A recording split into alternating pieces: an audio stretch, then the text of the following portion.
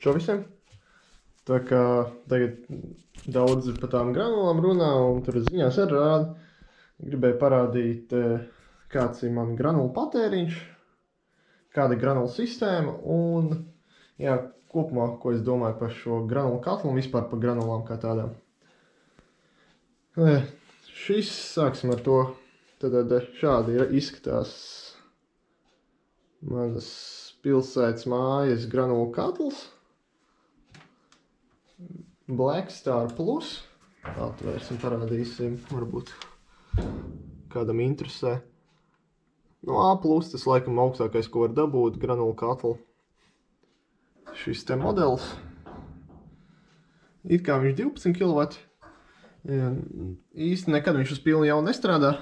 Viņš parasti 80%. Tā kā ūdeni vajag uzsildīt. Jā. Tad parunāt, tātad bunkurs šāds. Ieiet aptuveni 11 maisi, bet tad tiešām no 0 līdz augšai parasti kādas 8 beram, 9, 15 kg maisus, šādas te granulas. Viņas pirkts vasarā, kad vēl cena bija 200 eiro laikam pa paleti. Paletē nav tona, paletē mazāk pa tonu 975 vai kaut kas tāds. Plus piegādi. Bet bija arī lētāk, man liekas, ko pāris nedēļas pēc tam vēl bija 180 varēja dabūt. Tagad tas liekas tāds sapņu cenas. Gribu parādīt patēriņu tīri tāpēc, kad man interesē arī kā siltumsūkņiem iet, un daudziem nav iespēja siltumsūkņiem. Tā, kad mēs mainījām gāzes katlu, mums te bija gāzes katls, tas ir, tā kā sākās karš Ukrainā, tad izdomājām, ka varbūt jāatslēdz no tās gāzes labāk uz granulām. Tad arī bija problēmas viņas dabūt un tāda pati krīze kā tagad. Tikai tad varbūt bija pa īstam tā krīze. Tagad ne no kā. Bet lieta tāda, jā, kad vai nu bija siltumsūknis vai granulu katls, un izvēlējāmies granulu katlu, tīri tāpēc, ka mūsu māja nav A++ vai A+. Mums ir B klases māja, 130 kvadrātmetri, kaut kur tā. Nav īpaši labi siltināta, nav arī nesiltināta. Logi nomainīti, bet nav trīnieki, bet parastie. Un labi, sāksim ar to, kas varbūt visus interesē, ir kāds patēriņš.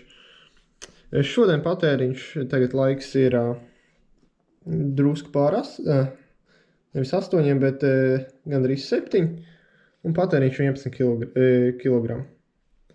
Bet uzreiz teikšu, esmu atslēdzis boileri. Boileris tagad iet uz elektrību, jo mums jātaupa tās granulas. Tīri tāpēc, ka viņas īsti nevar dabūt, un tā cena arī pārspīlēt liela. It kā tur Facebookā tur viss saka, ka tur jāpērk vairāk, bet šī ziema parādīs to, tūlīt parādīsim tabulās, ielikšu 112 gadu. Tad vidējais patēriņš bija 2,5 tonnas. Nezinu, cik labi redzēt. 2,5 tonnas. Uz to mēs ar rēķinājāmies un bijām nopirkuši parasti 3 paletes vienmēr stāvēja. Arī šogad stāv 3 paletes. Tas tā viena palete, ka rezervē 500 kg. Bet šī ziema parādīja to, kad vajadzēs turēt tomēr 4 tonnas, jo mēs neesam tie lielākie siltuma patērētāji. Mums mājās ir naktī 18 grādi, dienā 20. Pašlaik mēs esam samazinājuši tīri dēļ tā, lai vēl ietaupītu granulas, jo palika tikai puspaleti. Jāiztur līdz, kamēr tās cenas varbūt stabilizēsies. Jo mums ir te, vai pateic vai nē, 8 mm. No viena koku rūpniecības uzņēmuma mēs pērkam, un viņam arī tur ir rindas, un nemaz tā nevar dabūt. Un arī cena tur ir tāda pati kā veikalā gandrīz, bet, man patīk tā kvalitāte, un līdz ar to mēs gaidam. Bet, kamēr nav šī puspalete iegādāt, tikmēr ar rezervīti jādzīvo. Lai tiešām nav tā, ka jābrauc māju dārzu un jāpērk. Tas gan neapskaužam. Te var redzēt, ka 2022. gadā tas ir rudens. No septembra līdz decembrim kaut kur mēs iztērējām aptuveni 200 kg, un 200, jo tas zilais ir ūdens, un tur tas jāskait kopā.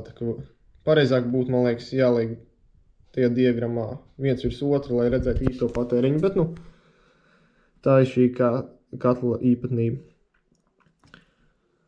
Un jā, šogad šajā vienā mēnesī, labi, ir 8. februāris, vēl tur nāk klāt 200 kg. Mēs janvārī notērējām 800 kg. Ar visu to, ka mēs taupījām, centāmies taupīt, šīs granulas nekrunējām baigi, kā citus gadus. Temperatūra mājās bija lielāka, bet arī ārā temperatūra nebija. Un tas bija baigi redzams ar patēriņos. Ja mēs ieejam patēriņš pat 24 dienām, nezinu, kāpēc no 30. Var redzēt tās augstās dienas, un patēriņš ir pie 35 kg, plus 5 tur, gandrīz 40 kg. Vidēji tā sanāk, kaut kur 2 maisi bija stabili dienā jāliek visu šo janvāru un februāru. Un tagad ir nokrities uz, jau pieņemam, kā pagājuši gadu vai aizpagājuši gadu augstākajos laikos bija ap 20 kg, 25. Jau mēs esam sasnieguši to robežu.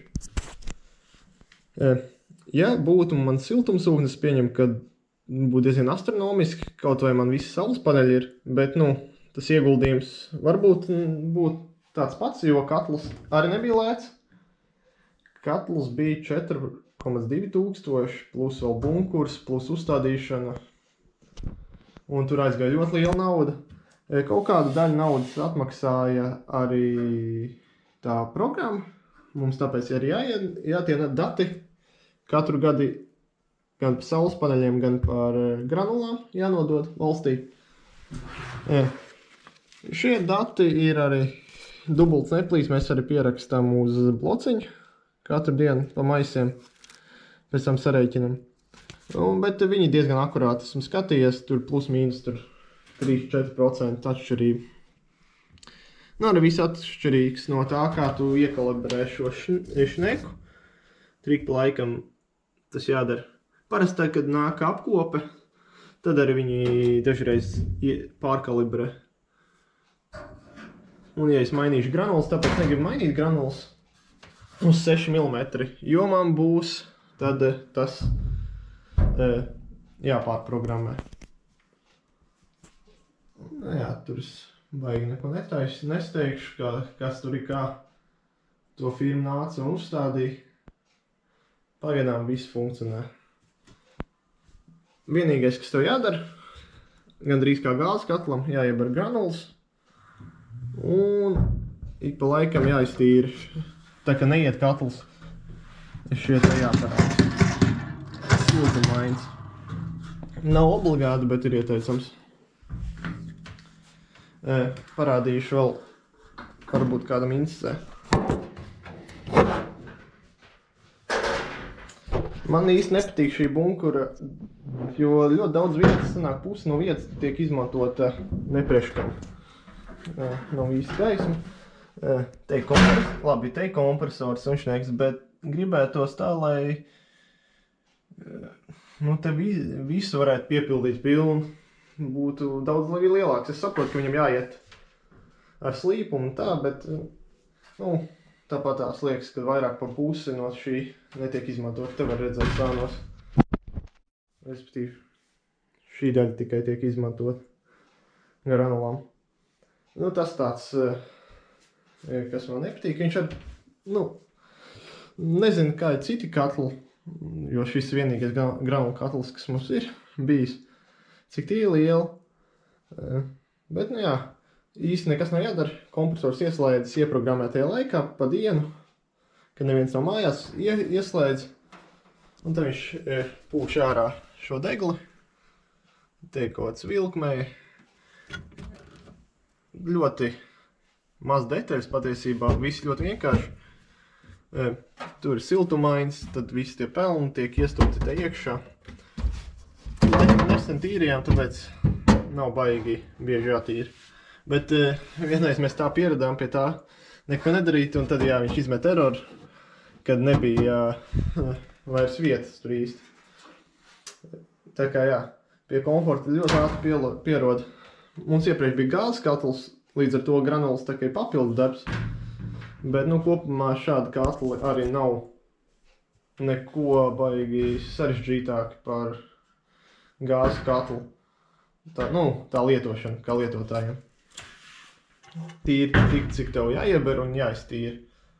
Un ik pa laikam jāpaskatās, vai pelnu nav un pelnas kurstenī. Kas šim katlam ir diezgan īpatnēji, jo kurstenis diezgan ātri, reiz mēnesī jāpārbauda, vai tur nav pilns pelniem. Tas ir tā. Bet, jā, katls jau sanāk šī 3. vai 4. sezona un 3. kārtīgā.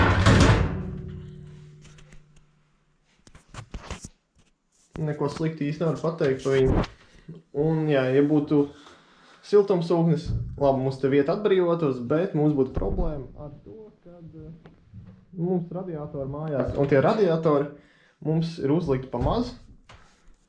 Tāpēc, labi, temperatūras vēl varētu pacelt. Es bija no sākuma 60, tad es tagad ieliku 70 grādus pirms 2 gadiem, jo vienkārši nevarēju piesildīt to māju ar radiatoriem, kad nebija labi izplānots pirms 20 gadiem, kad līka radiators.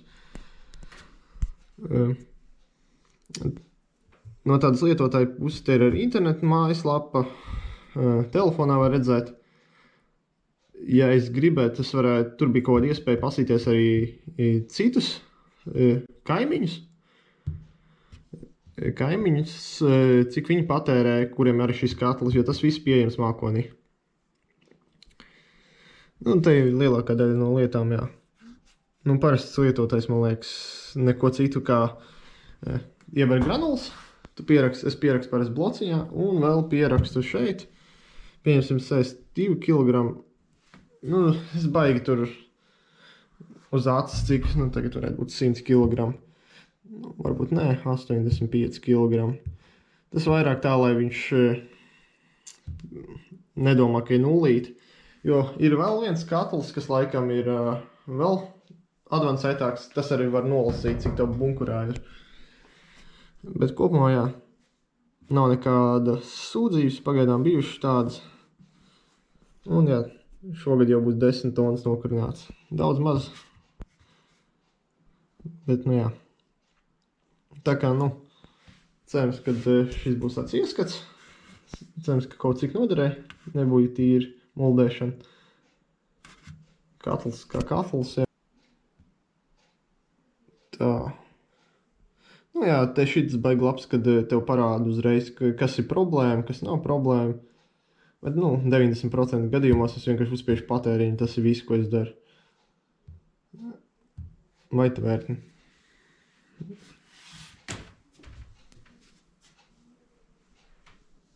Tad, ja patīk šis video, paldies, ka noskatījāties, un te jau tiekamies kādā citā video.